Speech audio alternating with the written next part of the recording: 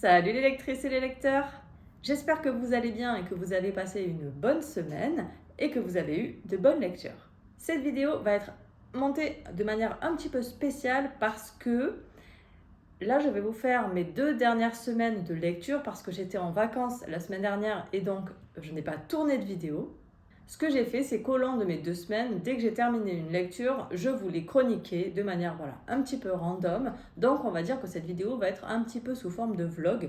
Et je vous emmène avec moi au long de ces 2 semaines de lecture et de vacances. J'essaierai de vous caser quelques petits rushs de mes vacances avec mes grands-mères, les fameuses qui ont inspiré les grands-mères dans l'espace. Et donc on va commencer avec la première lecture que j'ai terminée de ces 2 semaines. On est donc le 6 mai et je viens de terminer la BD En lutte, les reflets du monde de Fabien Toulmé. C'est une BD qui est parue chez Delcourt en 2022. Et c'est un livre que j'ai emprunté à la bibliothèque et qui est dans un état déplorable. Je vous montre. Voilà, je vous l'avais déjà montré quand j'avais fait le book haul, mais on ne se prive jamais de ce genre de petits plaisirs. Dans cette BD, l'auteur va nous amener avec lui dans ses recherches dans 3 pays différents, le Liban, le Brésil et le Bénin, et il est allé dans ces pays pour un petit peu voir les luttes menées par les habitants de ces pays. Dans le cas du Liban, il y est allé en 2019, lorsqu'il y avait la révolution au Liban, donc avant le Covid, et en gros, il s'est intéressé à l'origine de cette lutte, au pourquoi de cette lutte, et ensuite il s'est dit, tiens, en fait, c'est intéressant d'analyser ce genre de lutte et comment est-ce que je pourrais en trouver d'autres qui seraient intéressantes à relater, et c'est ce qu'il a fait ensuite avec le Brésil et le Bénin, sachant qu'au Brésil, là, il va plutôt voir une communauté qui vit un petit peu reculée aux abords d'une ville, qui est très mal perçue par les habitants et en gros qui va être délocalisée par la mairie, parce que la mairie souhaite faire tout un projet et en gros, ils demandent à ces gens de partir et ils veulent détruire toutes leurs habitations, etc. Et donc voilà, on va voir comment les femmes de ce quartier vont s'associer pour lutter contre ce projet et pouvoir garder leur lieu de vie. Fabien Toulmé va aller dans cette communauté, interroger des gens, etc. Et ensuite au Bénin, là il va s'intéresser plus particulièrement aux luttes pour les droits des femmes, pareil, en allant auprès des communautés et particulièrement d'une personne qu'il va suivre dans les écoles, etc. Et j'ai trouvé cette BD vraiment super intéressante. Et c'était fait de manière assez fun parce que vraiment l'auteur se met en scène. C'est-à-dire que on suit toutes ces différentes étapes durant ses reportages et on découvre comme ça avec lui toutes les luttes, toutes les personnes qu'il va rencontrer, comment elles s'organisent pour lutter. À un moment donné, il va y avoir des intermèdes avec lesquels il parle à un sociologue spécialisé dans ce domaine-là. On va découvrir un petit peu les logiques qui se cachent derrière les luttes, les révolutions. Et j'ai trouvé ça hyper riche, hyper intéressant. Et ce que j'ai beaucoup aimé, et d'ailleurs, c'est pourquoi est-ce qu'il n'y a que des femmes sur la couverture. Alors ça, c'est l'auteur. Mais vous voyez là, les femmes qui luttent. Et bien en fait, c'est que l'auteur, durant son périple, il va se rendre compte que souvent, à l'origine des luttes, de certaines luttes en particulier, ce sont les femmes qui les portent. Et il va essayer de comprendre pourquoi. Et vraiment, j'ai adoré. Il le fait de manière humoristique à certains moments. Alors il y a des parties très sérieuses, bien évidemment, des parties très techniques, voire historiques. Et ça, j'ai bien aimé, c'est qu'à chaque fois, il nous replace le contexte du pays ou de la lutte de laquelle il parle. Mais parfois, il y a des petits intermèdes un petit peu humoristiques. À un moment donné, par exemple, il est au Liban avec d'autres collègues et ils ont oublié leur dentifrice. Bref, voilà des trucs vraiment très basiques. Il y a aussi son ancien prof d'histoire qui vient le visiter sur son petit nuage et qui vient lui donner des conseils de comment il faut bien parler d'histoire pour intéresser les gens. Et j'ai trouvé ça très drôle. Et j'ai beaucoup aimé aussi le visuel parce que notamment les planches sont très marquées en couleurs. On est dans du monochrome à chaque fois. Et l'auteur se joue des couleurs. Donc là, vous voyez, c'est en bleu, c'est le présent. Et hop, de temps en temps, il va changer de couleur pour nous parler d'un moment qui est passé, par exemple. Et chaque pays a un petit peu sa teinte. Donc là, vous voyez, on est au Liban. Là, là on est toujours au Liban. Donc ce que je viens de vous dire ne marche pas. Et voilà, après, je sais que pour le Brésil, voilà, on est plutôt dans des teintes vert et jaune. Et pour le Bénin, on est dans des teintes, plutôt comme ça, rouge foncé et marron. Et j'ai vraiment beaucoup aimé ces visuels. Par contre, des fois, c'était un petit peu chargé en texte. Il y avait quand même beaucoup d'informations. Mais ça m'a pas dérangé parce qu'en fait, c'est nécessaire pour bien comprendre ce qui se passe, pour bien comprendre. Voilà, c'est pas une BD de divertissement, c'est quand même une BD pour apprendre des choses, pour découvrir ces luttes qu'on connaît peu ou pas. Pour ma part, en tout cas, j'avais entendu parler de la révolution au Liban, mais voilà, cette petite histoire au Brésil, je la connaissais pas, mais c'est très localisé, donc quelque part, c'est normal et c'est bien que l'auteur le mette en avant parce que si ça existe à un endroit, ça existe probablement dans d'autres endroits et ce sont des luttes locales qui sont tout autant importantes finalement pour les populations qui vivent là. Et pour le Bénin, c'est la lutte des droits des femmes, c'est une lutte qui est quand même très globalisée, très mondiale, mais vraiment là on comprend le contexte béninois en particulier, pourquoi cette lutte elle a ce sens particulier dans ce pays, et c'était vraiment très intéressant. Je suis très contente de l'avoir lu. Il y a un tome 2, alors je suis un peu déçue parce que je pensais que le tome 2 était d'autres pays. J'avais envie de découvrir d'autres luttes dans d'autres pays et j'ai vu qu'en fait, le tome 2 s'appelle, je crois, Vivre et travailler. Et visiblement, on va être peut-être dans des luttes, mais de manière, sous d'autres axes. Alors je sais pas trop, je le lirai quand même parce que je suis très curieuse et j'ai beaucoup aimé voilà, sa manière d'aborder les choses, de présenter les choses. Et donc, voilà, je suis très contente d'avoir découvert cette BD. Je vous la conseille si ce sont des sujets qui vous intéressent. Et ça permet de découvrir voilà, quelques aspects hyper intéressants des pays dont il parle dans ce petit livre. Je m'arrête là pour ce livre et je vous retrouve tout de suite pour une autre lecture. J'ai ensuite lu L'île entre deux mondes de Asuka Ishii. Alors je crois qu'on dit Asuka Ishii, quelqu'un m'a dit ça en commentaire, donc Asuka Ishii. Ce manga a été publié pour la première fois au Japon en 2018 et en France en 2021 chez Pika Graphique. C'est un petit manga que j'ai pris de manière totalement aléatoire à la médiathèque parce que la couverture était aquatique et que je me suis dit que ça irait très bien pour le challenge lecture nature de Hélène Ducrot dont le thème est l'eau, et clairement c'était le livre parfait pour ce challenge. Donc je suis super contente de l'avoir choisi à la médiathèque et en plus c'était trop bien. Alors, qu'est-ce qui se passe dans L'île entre deux mondes? On suit Tatsumi qui revient sur l'île de son enfance sur laquelle il a grandi, qui s'appelle Aoshima. Tatsumi travaillait dans un musée auparavant et là il retourne sur son île pour devenir professeur, instituteur, sachant que l'île est toute petite, donc voilà, il y a assez peu d'élèves. Et sur cette île, qui est surnommée l'île bleue, on va vite se rendre compte qu'il se passe des choses un petit peu étranges. Et Tatsumi aussi, il va s'en rendre compte, mais son esprit très cartésien va toujours vouloir justifier, trouver une raison à pourquoi tel événement s'est déroulé.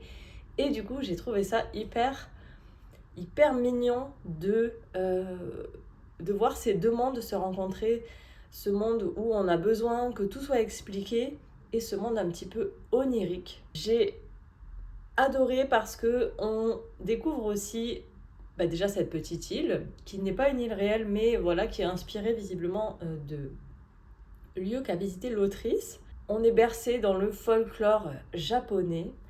J'ai appris plein de choses, voilà, des petites traditions, des petites histoires du passé, des contes, etc. J'ai adoré la présence de l'eau et du coup tout ce qui est lié un petit peu au folklore de l'eau. On est sur cette île entourée d'eau, on a aussi la pluie qui a un rôle, le brouillard, et l'eau est vraiment présente sous toutes ses formes, et qui dit eau dit aussi créature marine. Mais aussi on a la vie sur l'île et finalement le lien entre l'homme et la nature, entre l'homme et les insectes, etc. Ce que j'ai préféré dans ce livre, bon évidemment c'est ce mélange de tout, mais c'est ce côté onirique et vraiment ce choc entre le rationnel et l'irréel. Et c'était vraiment très beau, j'ai adoré les planches. C'est la première fois que je lis un manga de cette taille, aussi grand, et j'ai trouvé ça génial, vraiment. Waouh, c'était incroyable, ça laisse beaucoup plus de place au dessin. Et là, l'autrice, elle a pu vraiment faire certaines planches sur 2 pages qui étaient magnifiques. Je vais essayer de vous en trouver pour vous le montrer. Déjà, ça c'est la page au tout début qui est en couleur. Après, évidemment, c'est en noir et blanc. Mais vous voyez, on est dans l'eau. Et donc ça, forcément, ça m'a fait penser au challenge lecture nature. Il y a aussi plein de petites choses un petit peu magiques et j'ai trouvé ça vraiment trop bien. Ouais, je vous montre par exemple celle-là, cette double page. Voilà, c'est juste une image et je trouve ça vraiment magnifique. Ce que j'ai aussi beaucoup aimé dans ce manga, ce sont les personnages. Évidemment, on a Tatsumi qui est là et qui est très dans le doute de tout ce qui lui arrive. Et Tatsumi va avoir un rôle à jouer. Finalement, son retour sur cette île n'est pas anodin. Et donc, on va découvrir pourquoi et tout ce que sa présence va entraîner. Mais on a aussi d'autres personnages qui ont tous un côté mystérieux et qui sont tous très bienveillants les uns envers les autres. On a vraiment un petit côté communautaire presque, mais positif, sur cette petite île où tout le monde du coup vit en vase clos et doit s'entraider.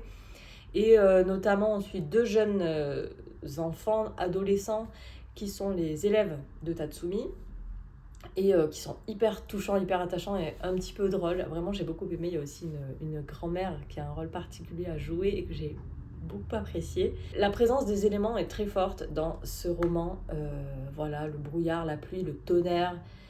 Et tout a une histoire, tout a un sens et tout porte un petit peu de féerie et d'onirie dans ce monde qui est très cartésien de Tatsumi. Et j'ai vraiment adoré, c'est un coup de cœur pour ce tome 1. Je regrette de ne pas avoir le tome 2 et que du coup à la médiathèque c'était pas le bon tome 2 effectivement. Donc je ne l'ai pas. J'ai vu qu'il était en numérique, donc clairement je vais me l'enchaîner directement en numérique pour avoir la suite tout de suite parce que je pourrais pas le recommander à la médiathèque parce que hélas je pars. Mais vraiment un beau coup de cœur. Depuis tout à l'heure je vous le tiens à l'envers et vous me le dites pas. Non mais vraiment. Ça c'est l'habitude des livres qui ne sont pas des mangas. Je suis désolée. C'est pas grave. Du coup voilà, tout ça pour dire que c'était un joli coup de cœur. J'ai vraiment adoré et je suis désolée pour ma voix, je suis malade depuis que je suis en France, c'est un petit peu récurrent, à chaque fois que je viens en France je tombe malade, peut-être parce que je vois pas assez de monde en Bulgarie et je me fais pas mon immunité. Bref, donc désolée pour ma voix un petit peu cassée et donc on se retrouve tout de suite avec une nouvelle lecture. Je viens de terminer 3 petits mangas et je vous en parle donc maintenant.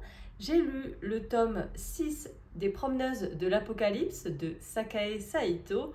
C'est un manga dont je vous ai beaucoup parlé récemment, du coup je vous inviterai à voir un petit peu plus de détails sur la vidéo précédente dans laquelle je vous présentais les tomes 2, 3, 4, 5.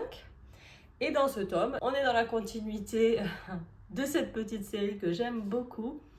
Par contre, ça finit sur un cliffhanger et je suis trop triste de ne pas avoir le tome 7 et je crois qu'ils ne sont pas disponibles en numérique, donc voilà, il va falloir que j'attende. Je suis très triste de ne pas avoir la suite. C'est un petit peu frustrant parce que il y a une petite révélation à la fin et waouh. Voilà, mais sinon, voilà, c'était un tome dans la lignée des précédents. Définitivement, j'adore cette série.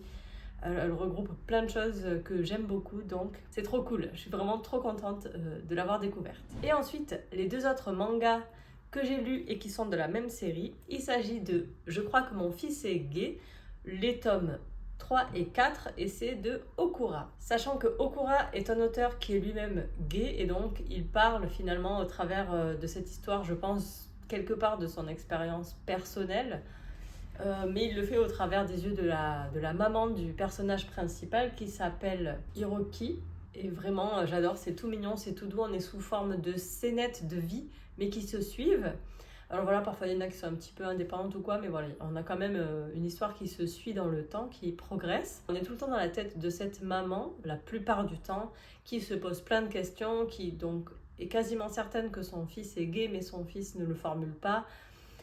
Mais voilà, dans ses comportements, elle se doute qu'il l'est. Et elle veut le laisser finalement faire son propre chemin, mais ça la remet quand même beaucoup en question sur beaucoup de choses. Elle se rend compte notamment par exemple que son mari a des idées très arrêtées. On est même à la limite de l'homophobie. Et donc c'est un petit peu délicat parce qu'elle ne peut pas lui en parler, parce qu'elle estime que c'est à leur fils de le faire. Et voilà, elle essaye d'aborder un petit peu le sujet avec son mari, de voir comment il évolue sur la question, etc. Et donc, ça met en avant du coup des profils de personnes face à l'homosexualité, notamment pour le coup dans la famille quand on est un parent et quand nos enfants est homosexuel.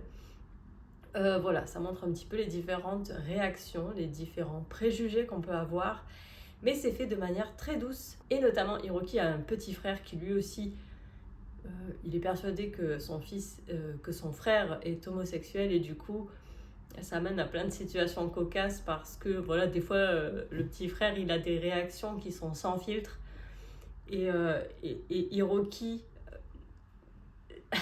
Hiroki, il essaie de se cacher les sentiments, de cacher les sentiments aux autres, mais aussi peut-être à lui-même. Et voilà, ça donne vraiment des situations très cocasses. J'aime vraiment ce manga, il est très doux, il y a des petites situations drôles, mais il parle de sujets importants. Et voilà, donc c'est vraiment un manga que j'adore. Donc là, j'ai lu les tomes 3 et 4, il me reste le 5 à lire qui est sorti, mais heureusement, il est en numérique. Donc je me le lirai en numérique très vite. Et en plus, ils sont vraiment très courts, donc vous voyez, ça se lit vraiment très bien. C'est tout doux, c'est sympa, et ça traite de sujets importants. Pourquoi s'en priver? Et je vous retrouve donc tout de suite avec une nouvelle lecture. Et me voilà de retour dans mon cadre habituel parce que je suis enfin rentrée de France après 3 semaines d'absence. Et donc je vais vous présenter maintenant les 4 derniers livres que j'ai lus cette semaine, qui va compléter cette petite vidéo un petit peu panachée, vous avez vu. Vous avez un petit peu visité chez ma grand-mère. Donc, comme je vous le disais durant la vidéo, j'avais lu le tome 1 de L'île entre deux mondes et je tenais absolument à lire le tome 2, qui est donc un manga. Et c'est chose faite, je l'ai pris en numérique. Heureusement, il était disponible en numérique et je regrette pas, c'était vraiment trop bien. Donc L'île entre deux mondes, c'est de Asuka Ishii. Le tome 2, c'est la suite directe du tome 1. On continue de suivre l'histoire de notre héros. Voilà, ce personnage, cet homme très cartésien, à qui il arrive des choses vraiment étranges sur cette île, l'île de son enfance, sur laquelle il a grandi. Et voilà, on continue de découvrir un petit peu les personnages, leurs liens. On continue de découvrir le folklore japonais. Et j'ai vraiment adoré, c'est un coup de cœur ce manga, je l'ai pris totalement au hasard à la médiathèque et mais quelle bonne idée j'ai eue, franchement c'était trop bien, c'était tellement poétique et c'était doux, voilà, c'était bienveillant, hein. La nature était mise à l'honneur et les traditions, etc. Et vraiment, c'était génial, j'ai adoré. Je vais pas m'étendre plus parce que je vous en ai déjà parlé au début de cette vidéo. Mais voilà, si c'est un manga que vous connaissez pas, je vous conseille d'y aller. En plus, ce côté grand format était vraiment très agréable. Alors évidemment, en numérique, j'avais pas l'effet grand format, hein. J'étais sur ma tablette numérique, ce qui est déjà pas mal hein, en termes de format, mais je veux dire, quand je l'avais en version papier, c'était vraiment très agréable à lire. Ça donnait toute la place aux planches et aux dessins, et c'est quelque chose que j'ai vraiment beaucoup apprécié, donc j'hésiterai pas à retourner vers des mangas grand format. D'ailleurs, si vous en avez à me conseiller, je suis preneuse, n'hésitez pas à me dire ça en commentaire. Aussi, plus tôt dans cette vidéo, je vous parlais du manga Je crois que mon fils est gay, les tomes 3 et 4. Et là aussi, j'ai tenu à aller au bout de cette série de mangas qui est en 5 tomes. Et j'ai donc lu le tome 5 en numérique également. Et là aussi, ça a été un vrai plaisir de lecture. Voilà, dans ce tome 5, on est toujours avec ces petites scénettes de vie. On avance dans la vie de nos personnages, de cette maman qui pense que son fils est gay, mais celui-ci n'a pas fait encore son coming out et peut-être même qu'il se cherche encore lui-même. Et donc voilà, on avance dans cette petite histoire et j'ai beaucoup aimé l'évolution du père sur ce tome 5 parce que je le trouvais vraiment très réac, très désagréable, mais en même temps, je trouve que c'est important d'avoir aussi ce point de vue, en fait très réac, parce que c'est un point de vue qui existe, même dans une famille où il peut y avoir une personne homosexuelle.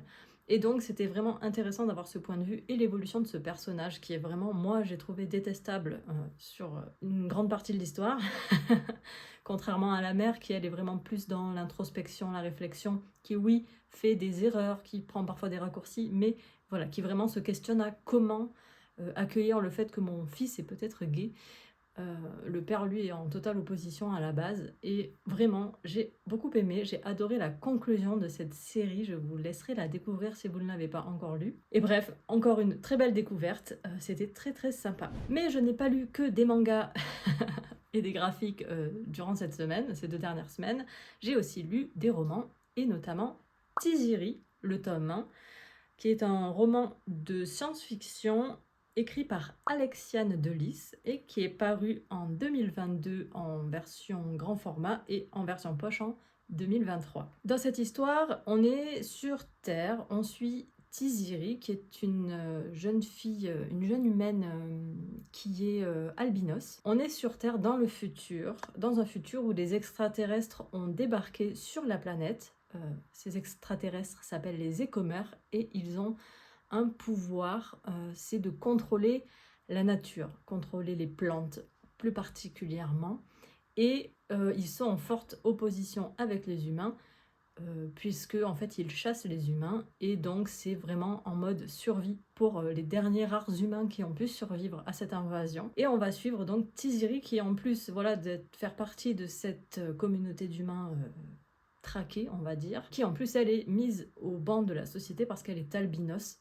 Et voilà, c'est un double challenge. Et Tiziri, elle est faucheuse, c'est-à-dire qu'elle fait partie d'un petit groupe d'humains qui est chargé d'aller chasser pour pouvoir nourrir la communauté des humains qui ont survécu. Ce roman, j'ai eu beaucoup de mal à me mettre dedans. Alors, c'est en partie ma faute parce que j'avais très peu de temps pour lire quand je l'ai commencé le livre. Et donc, je lisais vraiment petit bout par petit bout. Au début, c'est pas qu'il n'y avait pas d'action. Au contraire, il y avait pas mal d'action sur le début. On découvrait très bien la planète, on découvrait le contexte, pourquoi, qui étaient ces extraterrestres, comment les humains vivaient, etc. Tout ça était très clair, aucun problème. Il se passait des choses, mais moi j'ai trouvé qu'il se passait beaucoup de choses répétitives au début. C'est-à-dire voilà, on va à la chasse, il se passe un truc, on retourne à la chasse, il se passe un autre truc. Alors oui, il y avait des rebondissements entre, etc. On apprenait des choses, mais ça m'a paru un peu long au début. Mais voilà, c'est peut-être simplement parce que je lisais trop doucement, enfin j'avançais trop lentement dans l'histoire. Par contre, au bout d'un moment, alors peut-être c'est mon rythme de lecture qui a augmenté, mais en fait à un moment donné on bascule dans autre chose. Et là j'ai trouvé que ça devenait vraiment très intéressant. J'ai adoré les messages de ce roman, ce tome 1. J'ai d'ailleurs hâte de lire le tome 2. Il me semble que c'est une duologie. Ce que j'ai beaucoup aimé dans cette histoire, alors sans trop vous en dévoiler, c'est la place de la nature et la place de l'être humain dans cette nature. J'ai trouvé ça très beau, très poétique. J'ai beaucoup aimé l'univers que nous propose l'autrice.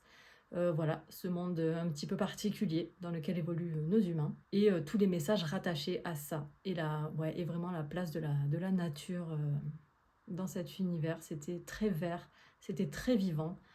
C'était voilà, plein d'actions. J'ai beaucoup aimé les personnages, j'ai beaucoup apprécié notamment Tiziri, que j'ai trouvé très attachante parce que elle a cette difficulté d'être une albinos parmi des humains qui ne le sont pas, d'être un peu à part, mais quand même d'accorder beaucoup d'importance à sa famille, à ses proches, et de pas être en opposition non plus tout le temps avec tout le monde. J'ai trouvé ce personnage bien construit. Je me suis attachée à elle, j'ai beaucoup aimé le panel de personnages finalement qu'on rencontre. J'ai trouvé ça très intéressant, très varié et très original. Donc je ne regrette pas cette lecture, même si c'était un petit peu laborieux au départ, mais comme je vous le dis, c'est probablement juste très personnel vis-à-vis de mon rythme de lecture. Et le trouillomètre est à 1 sur 5, même pas peur. Et pour conclure sur mes lectures, mais attention, il y aura quelques petites choses à la fin, donc si vous êtes intéressé, n'hésitez pas à rester jusqu'au bout. Mais donc ma dernière lecture de ces 2 semaines, c'est aussi un roman que j'ai écouté en audio. Il s'agit de La rivière à l'envers de Jean-Claude Mourleva, qui est un roman paru en version brochée en 2000 et en version poche en 2009. Et moi, l'audio que j'ai écouté, c'est l'intégrale. Parce qu'ensuite, il me semble qu'il a été découpé en 2 tomes. Alors là, on est dans un roman jeunesse, et je tiens à le préciser parce que c'est vraiment jeunesse. Alors attention, ça ne veut pas dire que c'est simpliste pour autant, hein. Mais on est dans un univers jeunesse, et bon, personnellement, ça m'a plu. Dans ce roman, on suit dans une première partie, donc qui est en fait le tome 1, on suit Tomek, qui est un jeune garçon qui tient une épicerie. Alors un jeune garçon, je dirais plutôt un jeune homme. Je ne sais pas trop quel âge il a, mais il est mineur, ça c'est certain. Et il tient une épicerie dans laquelle on peut trouver tout ce qu'on veut. Il a tout, vraiment. Il a plein de petits tiroirs, et il y a la moindre chose que vous cherchez, il l'a. Et un jour, entre dans son épicerie la jeune Anna qui veut s'acheter un sucre d'orge. Anna, c'est une personne qui n'est pas du village où vit Tomek. Et donc elle rentre pour s'acheter un sucre d'orge, et quand il lui dit pas de problème, ici vous pouvez tout ce que vous voulez, elle va s'amuser à lui demander des choses un petit peu insolites. À chaque fois, Tomek va dire pas de problème, hop, il va aller ouvrir un petit tiroir, et il y aura ce que voulait Anna. Et puis là, vient à l'idée Anna de demander à Tomek s'il possède aussi de l'eau de la rivière Kjar, qui est une eau un peu particulière, puisque c'est une eau qui permet de devenir immortelle. Parce que Anna, elle est en quête de l'eau de cette rivière. Et puis voilà, Tomek, hélas, cette fois, n'a pas d'eau de cette rivière Kjar, dont il n'a jamais entendu parler. Anna quitte sa petite épicerie et elle disparaît. Elle reprend sa route. Sauf que Tomek est tombé sous le charme d'Anna et il se dit « Je veux trouver cette eau pour l'offrir à Anna ». Et de là va démarrer toute la quête de Tomek et d'Anna également. Anna qu'on découvrira dans le tome 2. Et c'était hyper mignon. C'était vraiment une très chouette histoire. On part avec Tomek à la quête de cette eau, à la quête de cette rivière Kjar. Et on va traverser tout l'univers en fait du roman, qui ressemble fortement à notre monde par certains aspects, mais qui est un monde quand même de fantaisie. Pour vous donner un exemple, à un moment donné, il va devoir traverser une forêt, et quand on entre dans cette forêt, tout le monde va nous oublier tout le temps où on est dans cette forêt. Voilà, c'est un exemple, je vous raconte juste ça, juste pour voilà, vous ayez une idée de l'univers, parce que voilà, ça ressemble fort à notre univers, mais il y a quand même des petites touches de magie. Et donc, on va découvrir plein d'endroits comme ça, aux côtés de Tomek, durant sa quête. J'ai vraiment beaucoup aimé l'univers, il est à la fois simple et original. On rencontre plein de personnages très attachants. Il y a énormément de bienveillance dans cette histoire. Il n'y a pas ou très très peu de grands méchants. C'est vraiment pas l'objectif du livre. On est vraiment dans une quête. Un jeune homme qui part à l'aventure et va découvrir le monde dans lequel il vit finalement. Et donc dans le tome 1, on découvre tout le point de vue de Tomek, et dans le tome 2, on découvre le point de vue d'Anna. Et voilà, c'était vraiment très mignon, très doux comme histoire. Alors, je le répète, c'était quand même très jeunesse. On a vraiment quelque chose qui ramène à l'enfance, une sorte de quête initiatique presque. Après, je pense que ce côté jeunesse fait que ça bascule pas dans un coup de cœur pour moi, même si j'ai vraiment beaucoup apprécié ma lecture, parce qu'il m'a manqué un petit truc émotionnel en plus, alors que là, on est quand même sur quelque chose d'assez linéaire. Alors oui, il y a un côté très émerveillement. Moi, ça m'a vraiment ramené à l'enfance. Mais il m'a manqué voilà, un petit truc en plus qui ferait que hop, ça bascule au niveau du coup de cœur. Mais je le répète, c'était une excellente lecture, une très belle découverte. Je connaissais cet auteur, Jean-Claude Morleva, parce qu'il avait écrit à 4 mains la duologie Et je danse aussi, écrite avec Anne-Laure Bondou. Et j'avais tellement aimé cette duologie, j'avais eu un énorme coup de cœur pour Et je danse aussi. Et donc j'avais hâte de voir ce que pouvait proposer l'auteur tout seul. Et d'ailleurs, j'ai aussi un livre d'Anne-Laure Bondou que j'aimerais lire, voilà, pour voir aussi ce qu'elle fait toute seule de son côté. Mais voilà, en tout cas, du coup, ça avait rien à voir, hein. La rivière à l'envers et je danse aussi, vraiment aucun rapport. Mais il n'empêche que ça restait voilà, une très bonne lecture.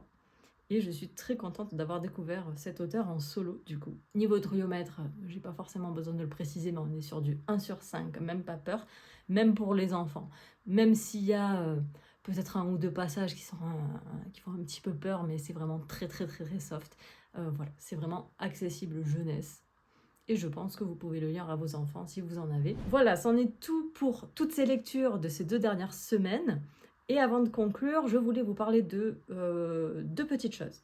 Déjà, vous vous rappelez la pile à lire, la pile de livres que j'avais acquise et que j'étais pas sûre de pouvoir mettre dans ma valise. Effectivement, j'ai dû abandonner 2 livres. Je vous rassure, ils sont abandonnés chez ma grand-mère. Je les récupérais une autre fois.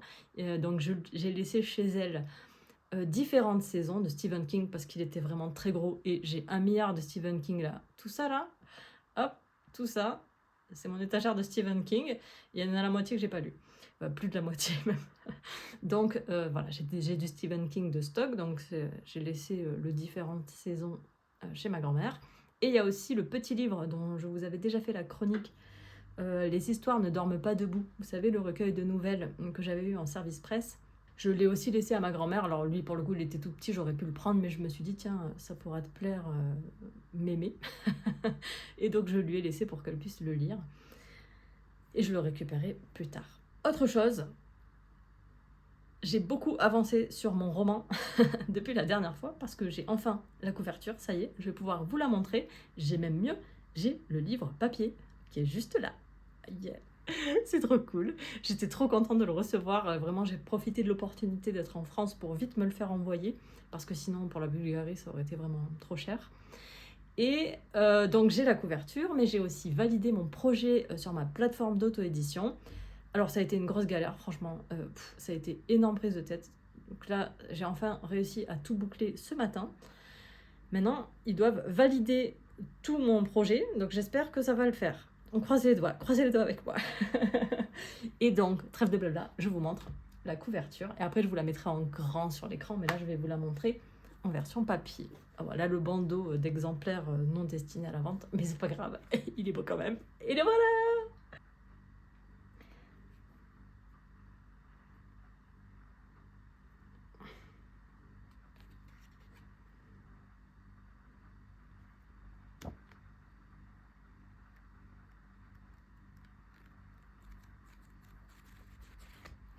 Et voilà, je suis trop contente. Et ce matin, du coup, pour pouvoir aussi faire des services presse, etc., je l'ai passé en e-pub. Et donc, je l'ai mis sur ma tablette. Et même, la couverture, même sur la tablette, elle est trop belle. Même en noir et blanc, elle envoie du pâté. Je suis trop fan. C'est Sorel Design qui a réalisé ma couverture. Chloé, je la remercie chaleureusement. C'était énormément de travail, on a fait beaucoup d'allers-retours. Parce que voilà, il y a eu plein de petites améliorations à faire. Après, il y a eu plein de petits couacs avec la fameuse plateforme d'édition. Donc voilà, merci pour ta patience, Chloé. Et je suis trop contente du résultat. C'est vraiment trop chouette. C'est très coloré. Je trouve que les grand-mères sont très belles, même si si on les voit que de dos. Je trouve que elles représentent bien ce que j'ai voulu en écrire, du moins. Donc c'est trop bien. Je suis trop contente. Maintenant, comme je viens juste de valider le projet sur la plateforme, j'espère que le livre sera vraiment disponible le 6 juin. Croisez les doigts encore. Parce que en vrai, je sais pas quel est le délai de leur côté. J'avoue, c'était très mal fait, cette plateforme. Alors, je regrette pas d'être passée par eux parce que ça va me permettre d'être publié sur Amazon, sur la Fnac, mais aussi d'être disponible sur les catalogues des libraires. Donc, vous pourrez aller en librairie et commander mon livre. Mais du coup, cette plateforme, qui pourtant est payante, j'ai payé un forfait pour l'année pour publier les grands-mères. Et bien en fin de compte, c'est très mal fait, il y a très peu d'informations. Et bref, donc tout ça pour dire, j'espère que ça sera bien disponible le 6 juin, si jamais il y a un couac. Je reviendrai vous le dire, c'est pas grave, hein, ça, je ne serai pas la première à avoir annoncé une date et à ne pas la respecter, parce que même ça arrive même parfois aux maisons d'édition. Voilà. Comment se raccrocher aux branches. Mais voilà, en tout cas, je vous tiendrai au courant si jamais il y a des petits couacs ou des retards sur la date de sortie. Mais en tout cas, pour l'instant, écoutez, moi, j'ai fait tout ce que je pouvais de mon côté, de mon mieux. Sachant que j'avais mes 3 semaines en France, en plein milieu, c'était quand même assez complexe à gérer. La vie en famille, j'ai pris une vraie semaine de vacances aussi la semaine dernière. Ça m'a fait beaucoup de bien. Avec les fameuses grand-mères, d'ailleurs, hein, qui ont inspiré les grand-mères dans l'espace. J'essaierai de vous mettre des photos. Bon, peut-être que je les flouterai un peu parce que j'ai pas leur accord de diffusion, mais voilà, j'ai passé donc une semaine avec mon groupe d'inspiration. D'ailleurs, ça m'a reboosté pour le tome 2. J'ai 1 milliard d'anecdotes à mettre dans le livre. D'ailleurs, je sais pas si tout va rentrer. Mais bref, voilà, c'est trop cool. En tout cas, j'ai passé 3 super semaines de vacances en France. Ça m'a permis de recharger mes batteries familiales. Ça fait toujours plaisir, j'en ai bien profité. J'ai aussi ramené des livres, ça fait toujours plaisir aussi. Et finalement, même si j'avais assez peu de temps pour lire, j'ai quand même lu, et tous ces petits mangas et tout, ça fait plaisir parce que j'en ai pas ici, ou j'en ai peu. Donc voilà, tout ça est très positif, mais je vous avoue, je suis quand même contente d'être rentrée chez moi, de retrouver mon petit cocon bulgare, n'est-ce pas, ma petite forêt, mon petit chéri et mes petits chiens. Et voilà, écoutez, je vais m'arrêter là pour aujourd'hui. Dites-moi, qu'est-ce que vous êtes en train de lire en ce moment? Et est-ce que vous faites une bonne lecture? Je vous souhaite une très bonne journée, une très belle semaine de belles lectures, et je vous dis à très bientôt. Ciao!